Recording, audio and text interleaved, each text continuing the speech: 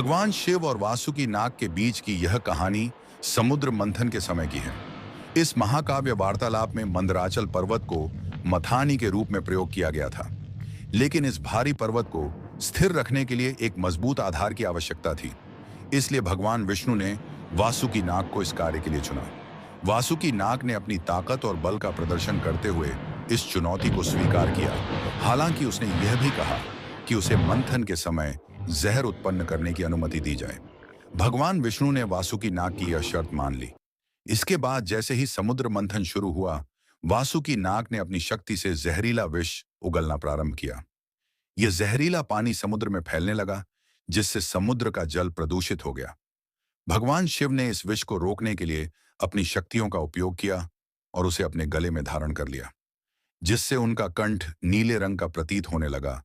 किंतु धीरे धीरे वासुकी नाग की शक्ति और विष की मात्रा बढ़ने लगी, जिसके परिणाम स्वरूप भगवान शिव का क्रोध भी बढ़ने लगा।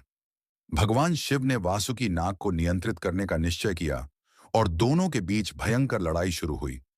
भगवान शिव ने अपने त्रिशूल का उपयोग किया, जबकि वासुकी नाग ने अपने विषैले दांतों से वार किया।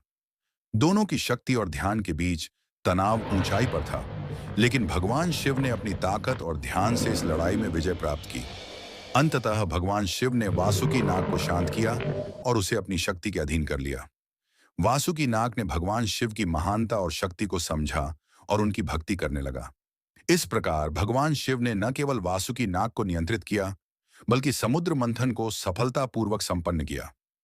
यह समस्त घटना भगवान शिव की शक्ति, धैर्य और महानता को दर्शाती है।